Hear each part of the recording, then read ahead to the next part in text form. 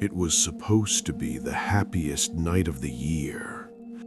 But for one family, Christmas became a nightmare they would never escape. The snow fell heavy across the small town of Ashford, blanketing the streets in silence.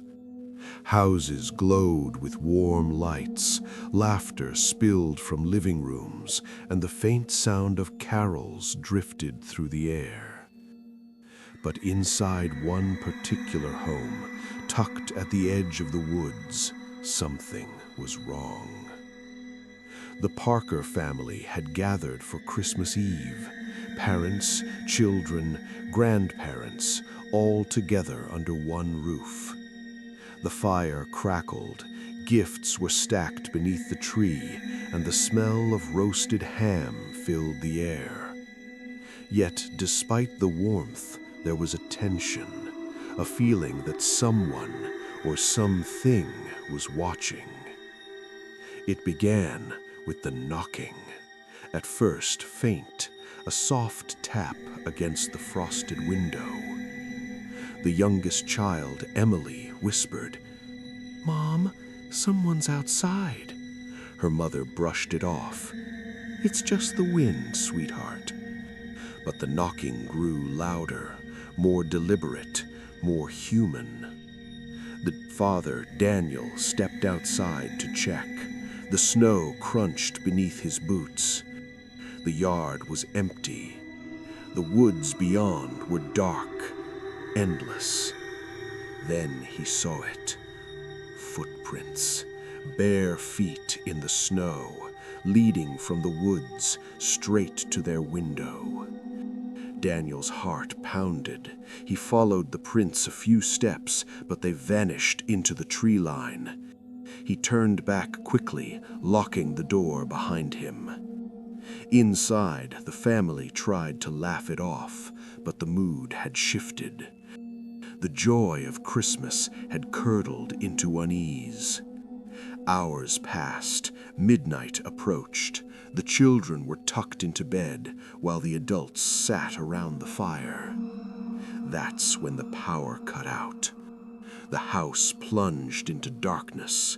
Only the faint glow of the dying fire remained. From the upstairs hallway came the sound of footsteps. Slow, heavy, dragging. The grandmother whispered, "Is someone in the house?" Daniel grabbed a flashlight, his hands trembling. He shined it up the staircase. For a moment, nothing. Then, a shadow moved. The family froze. Daniel called out, "Who's there?" No answer, only silence. Then, from the children's bedroom, a voice. A man's voice whispering, "Emily." Daniel sprinted up the stairs, throwing open the door. The room was empty. The children were gone. The window was wide open, curtains blowing in the icy wind. And on the wall, smeared in something dark, were the words, "Let him in." Panic erupted. The family searched frantically, calling the children's names, but the house seemed to twist against them. Doors slammed shut. Hallways stretched longer than they should, and the sound of laughter echoed from nowhere. It wasn't the children laughing.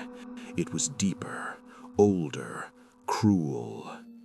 One by one, the family began to vanish. The grandmother went missing in the kitchen. The uncle disappeared while checking the basement. Every time someone left the group, they never returned.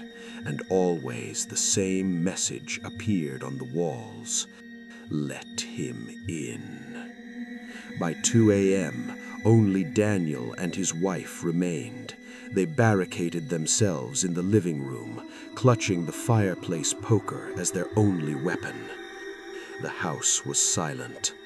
Then the front door creaked open. Standing in the doorway was a figure.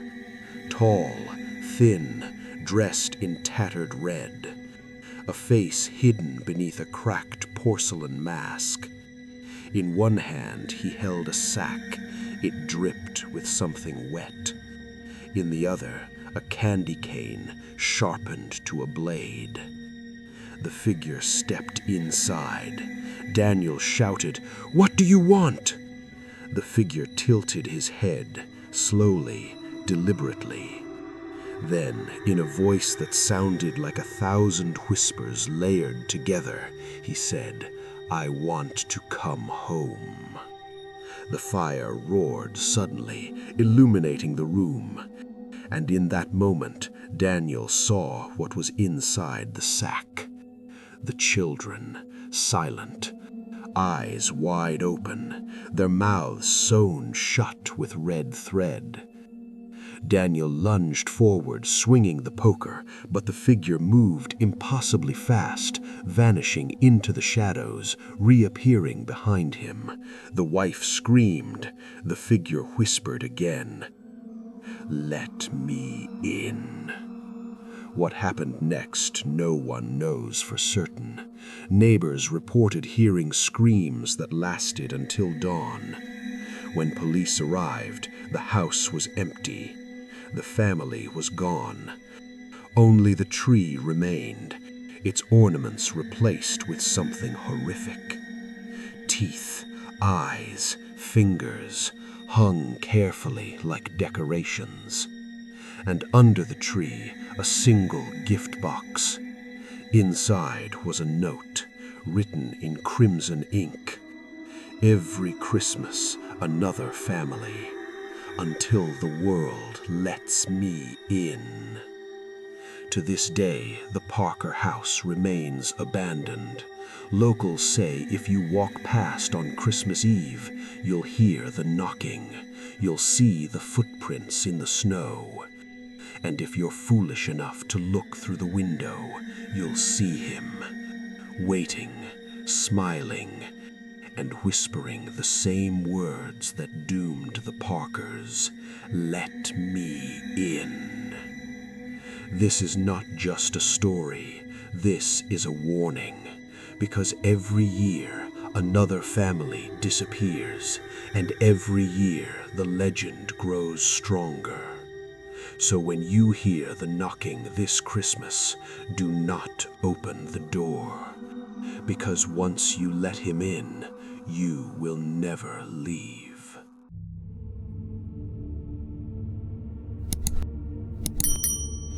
Christmas Eve in the town of Hollow Pines was always quiet. Too quiet.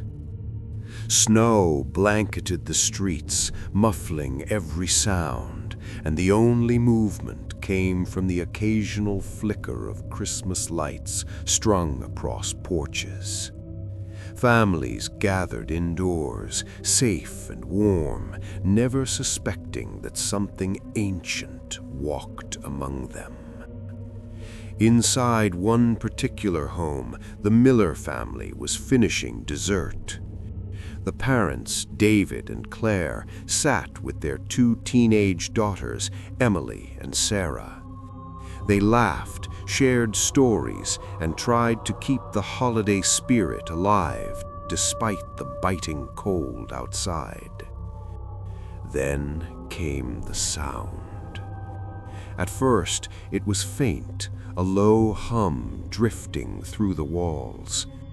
The girls thought it was carolers, but as the voices grew louder, the family realized something was off. The melody wasn't familiar. It wasn't Silent Night or Joy to the World. It was something darker. A hymn in a language none of them recognized. David opened the door, expecting cheerful neighbors. Instead, 5 figures stood in the snow. They wore long black coats, hoods pulled low to hide their faces. Each held a candle that burned with a strange, unwavering flame. Their voices were monotone, mechanical, yet hauntingly beautiful. David asked who they were. No answer. The figures stopped singing, turned their heads in perfect unison, and stared. Then, without a word, they walked down the street, their candles glowing against the snow. The family tried to laugh it off. Maybe it was a prank. But later that night, Emily swore she heard the hymn again, this time inside the house. Claire searched every room, but found nothing. Still, the sound grew louder, echoing through the walls. Then the lights went out. Darkness swallowed the house. The family huddled together, listening. The singing stopped. Silence pressed against them, and then from the hallway came the sound of dripping water.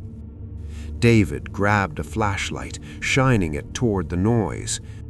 What he saw made his blood freeze. The 5 figures were inside the house, standing shoulder to shoulder. Their candles burned without smoke, without wax, their mouths sewn shut. Yet somehow they were still singing. The family screamed, but the figures didn't move.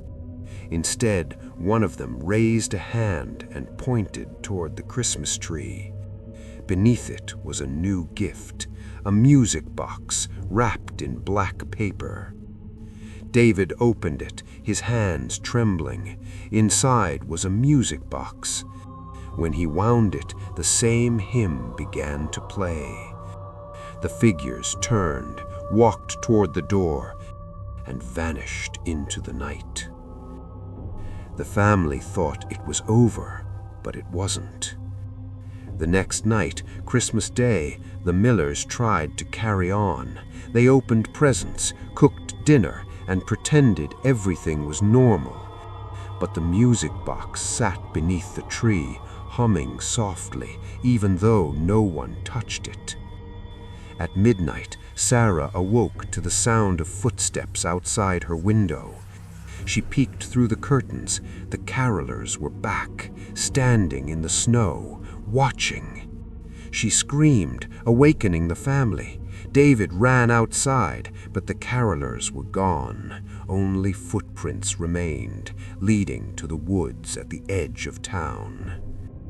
Against Claire's protests, David followed them. The trail led deep into the forest, where the singing grew louder.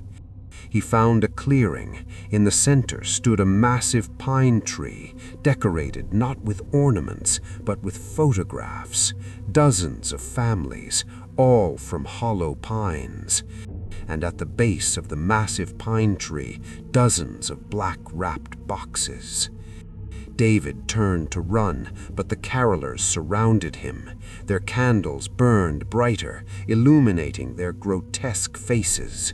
One stepped forward, holding a photograph. It was of the Miller family, taken from outside their window. David barely escaped, sprinting back to the house, but when he returned, the music box was gone. The following evening, the Millers barricaded themselves inside. They nailed the doors shut, covered the windows, and prayed the carolers wouldn't return. But at midnight, the hymn began again, louder than ever. The walls shook, the candles inside the house extinguished themselves, and then the front door creaked open, even though it had been nailed shut. The carolers entered. This time, they didn't just stand. They moved through the house, placing black-wrapped boxes beneath the tree, one for each family member. Emily opened hers first. Inside was a mask, a cracked porcelain mask with hollow eyes and a painted grin. Sarah opened hers. Inside was a candle, identical to the ones the carolers carried. Claire opened hers. Inside was a photograph of her sleeping, taken from the foot of her bed. Finally, David opened his. Inside was a note, scrawled in jagged handwriting. "You are part of the hymn now." The carolers surrounded them. The hymn grew deafening. The candles burned brighter. And then silence. When neighbors checked on the Millers the next morning, the house was empty. The tree was gone. The presents were gone. The family was gone. But in the woods, at the base of the massive pine tree, 5 new photographs hung among the branches. The Millers, their faces frozen in terror. And at the base of the tree, 5 new black-wrapped boxes. Every year since, on Christmas Eve, the carolers return. They walk the streets of Hollow Pines, carrying their candles, singing their hymn, and every year another family disappears. The music box always reappears in the abandoned house, waiting for the next victim to wind it. Those who hear the hymn say it never leaves them. It echoes in their dreams, in their walls, in their bones. And if you ever hear carolers outside your window on Christmas Eve, don't open the door. Because once you do, you'll never stop hearing the song.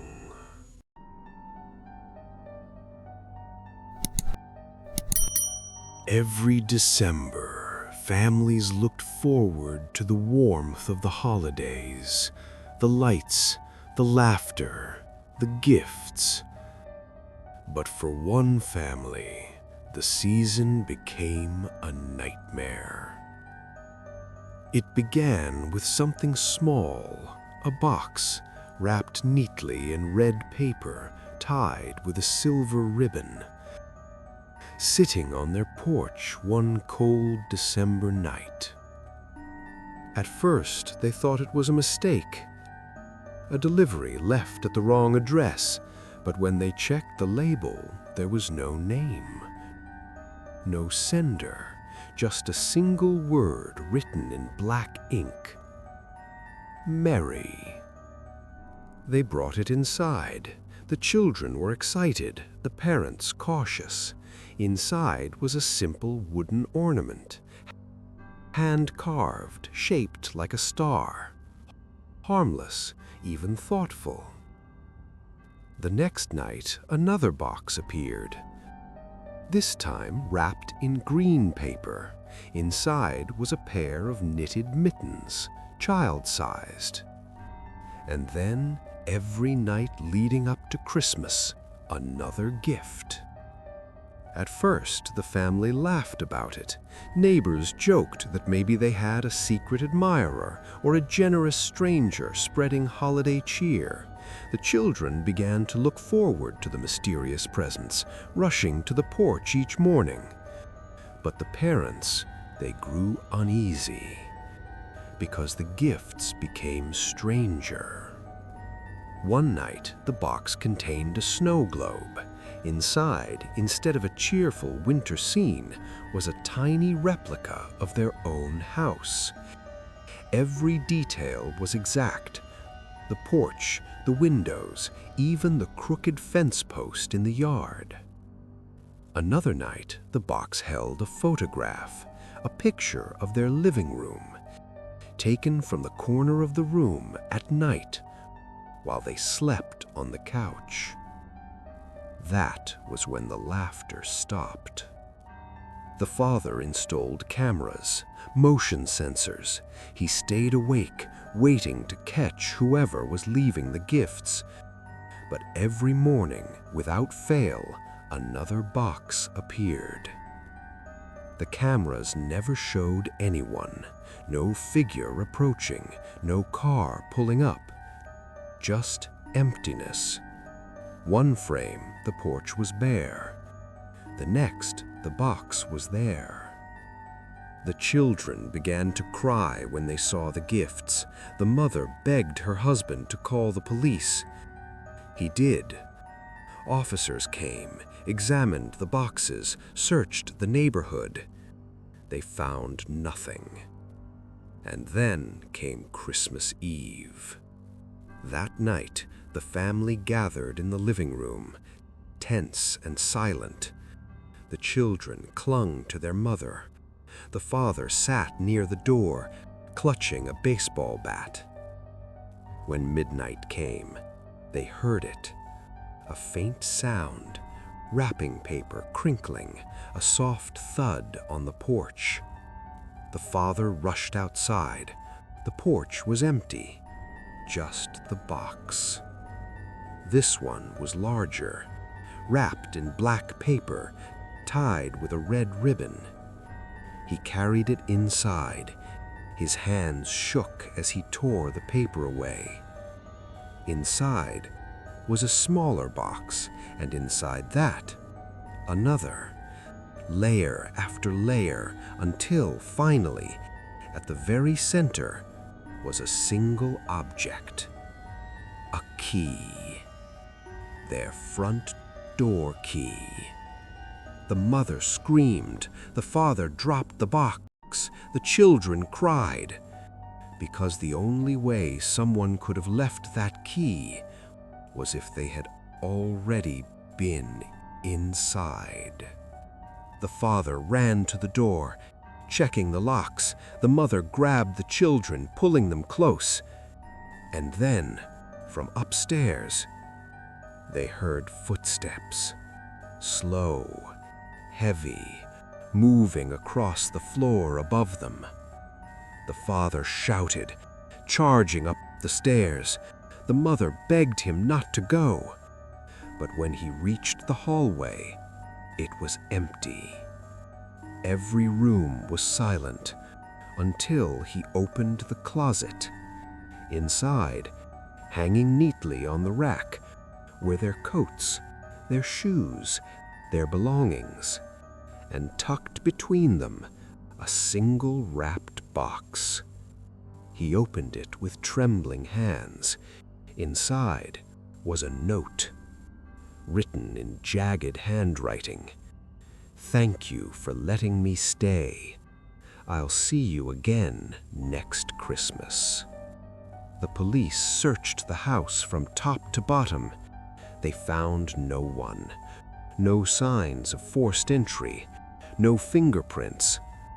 But the family never forgot. Every December, they moved, they changed addresses, they tried to escape. But no matter where they went, on Christmas Eve, a box always appeared. And inside, there was always a gift. Some say the stranger was never caught. Others believe he was never human at all. But the family knows the truth, because every year the gifts grow more personal, more invasive, and every year the final box contains something that proves the stranger has been inside their home, watching, waiting, and promising to return.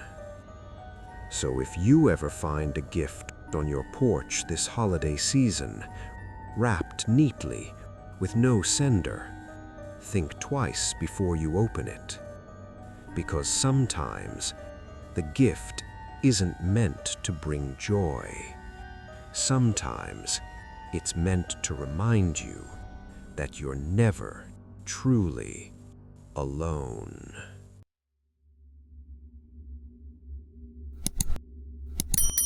It was Christmas Eve in a quiet suburban neighborhood.